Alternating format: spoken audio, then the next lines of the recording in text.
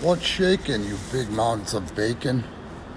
So I saw this, man. It's been a week on that signature spot. I like the signature spot on Facebook.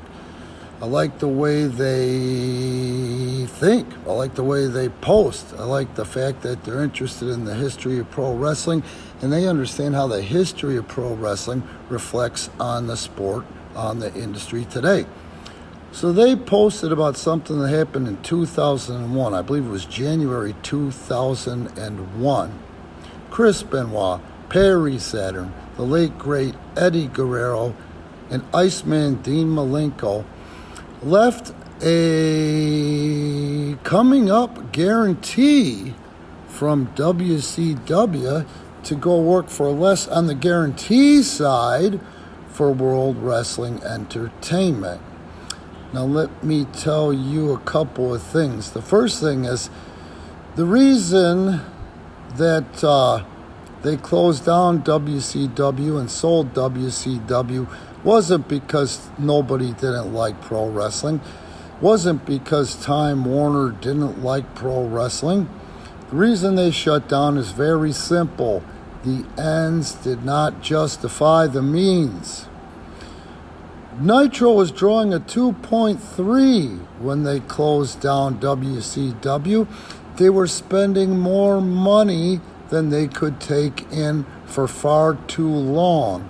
It was no asset. So all the other stuff is all bullshit because it just comes down to business. Wrestling is a business. Television is a business. So that being said, don't quote me on the numbers, but I'm going to go ahead and lay on you what I heard, okay, from more than one person. And a lot of people were saying that Benoit, Saturn, Eddie, and Malenko were marks and they were dumb. But from what I heard, their contracts were starting to roll over, I guess, but the rolling over meant that they were going to get more money. And I heard a number of $400,000 as far as guarantees went. That doesn't sound off to me because I know a lot of morons that were getting $400,000 a year that couldn't lace their boots or couldn't lace Eddie's boots anyway. Vince said, before you guys re-sign, before you guys commit, just come up to Connecticut and hear me out. So when they went up there to Connecticut, the only guarantee they had there for World Wrestling Entertainment was $125,000 a year, okay? That's why everybody thought they were marks. But the point is, when you work for Vince McMahon, or World Wrestling Entertainment, or WWE, what ends up happening is you become a strategic partner. Now, I've seen the WWE contracts, and you would not believe the potential for growth. You get bonuses, you get extra money from where you are, even on the card. There are some pay-per-views and blah, blah, blah, and books and merchandise that you end up getting, some sort of paycheck for the rest of your life. Well, those four are certainly no marks, and I'm sure everybody will agree what a big name Eddie Guerrero turned out to be, as well as Benoit, as well as the Iceman, and sadly, we all know what happened to poor Perry Saturn. But the point I'm trying to make is those guys made more money for a smaller guarantee year after year after year after they left WCW.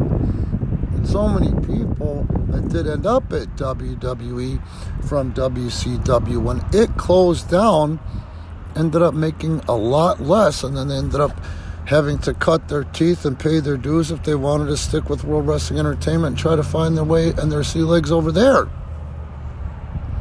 So just take what happened with Benoit and his family out of the equation if you can, and look at it as a business standpoint. Look at the kind of money that he made. Do you think that Chris Benoit would have been the WCW champion? Do you think that Chris Benoit or Eddie Guerrero would have ended up being the millionaires that they became going to work for World Wrestling Entertainment? I don't think so. So the next time you want to go ahead and bury WWE and say that, oh, AEW and the slappy kickers and the old bucks and all that other happy horse crap, take your emotions out of the equation for a second. Wouldn't you want your favorite wrestler to make what he's worth? Because at the end of the day, that's what WWE provides. It provides you an opportunity. It provides you an opportunity, if you can take the ball and run with it, to make what you're worth. Okay, guys, again, this is just a fact I thought you guys should know. At the time, I was a pubic hair away from getting a WCW developmental deal. As a matter of fact, my paperwork was being processed on a Thursday, and then come Monday, it was over. And I can tell you this, man, World Championship Wrestling was spending money like they were printing it. And there's no way in God's green earth any wrestling company could have made a profit with the kind of guarantees and the things that they were spending that were just plain stupid. And that's the long and short of it. 83 weeks and Eric Bischoff's podcast and Vince Russo still means something. They're the ones that hurt the business probably the most, because they were given too much juice and they didn't know what the hell they were doing. Sure, Eric Bischoff got lucky, and Eric Bischoff spent a lot of money bringing in the Jay Lenos and the Rodmans and people that would never have anything to do with wrestling again to pull in some sort of imaginary fan that would stick with them.